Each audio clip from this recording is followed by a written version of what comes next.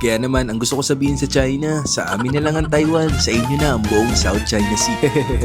Orthodox Luermen Shengmu Mazu Temple ang isa sa mga pinakamalaking Mazu Temple na matatagpuan dito sa may Tainan, Anan. Kaya ano pang inaantay nyo, samahan nyo na akong explore natin ang lugar na ito at tuklasin ang mga bagay-bagay at kultura na pwede nating matutunan sa lugar na ito.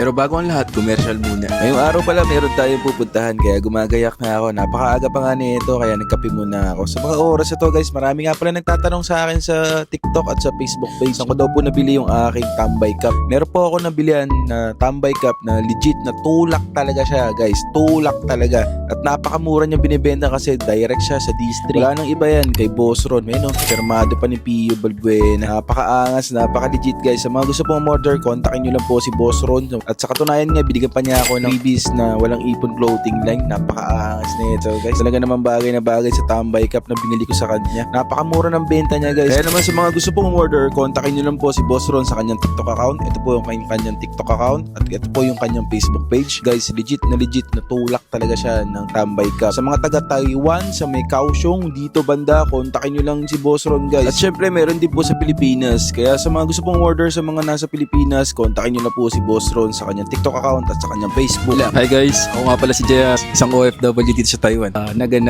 Pujitaw. Sa alas 9 na nga na nakarating tayo dito. Dito sa bukid, makikita nyo agad si Mazu. Tapos pagpunta nyo dito, huwag nyong kalimutan gumamit ng joystick o yung sa paypay para sa prayer or ritual na gagawin nyo. Wala naman pong masama kung gagawin nyo to bilang respect po sa kultura nila. Marami nga mga religious belief na naniniwala kapag nag-wish daw dito ay matutupad daw. Pero ang talagang pinunta na natin dito ay yung pagsusuot ng hanfu. Yung hanfu po, ito po yun. Ito po yung traditional wearing dress na pwede nyong suotin dito pagpunta nyo dito. Kaya lang, nalimutan po natin na pumunta tayo ng Tuesday dahil sarado sila ng Tuesday. Pero wala tayong magagawa. Total, nandito na rin naman tayo. Ayan, pakita ko na sa inyo kung gaano kalaki itong Mazu Temple. In-establish itong Mazu Temple noong 1661 by Koshinga at yung kanyang mga crew. At pinaniniwalaan ni Koshinga na tinulungan sila ni Mazu na paalisin ang mga Dutch noong panahon na yun. Alam nyo ba na ang unang migrante dito sa Taiwan ay ang mga fishermen? Si Koshinga po ay isa sa mga Ming Dynasty. In short po, si Mazu ay isang sea goddess. Si Koshinga ay nanawagan kay Mazu ng malaking tubig o yung malaking tide para makapasok sila sa Luermen Passage. At sa mga panahon na yon, natalo ang mga Dutch sa tulong ni Mazu. At dito nga na-preserve nila yung 360 years old na history noon.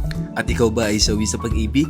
Pumunta ka lang dito. Puntahan mo tong How to Find True Love Gallery Art nila. Kung saan meron ditong Diyos-Diyosan na ribulto na pwede kang humiling sa kanya para naman mabigyan ka ng tunay na pag-ibig. At sa likod nito, dito matatagpuan ito Taiwan Coast Guard. Medyo maliit lang siya. Hindi ko alam kung tunay siya. Kaya naman, ang gusto ko sabihin sa China, sa amin na lang ang Taiwan, sa inyo na ang buong South China Sea.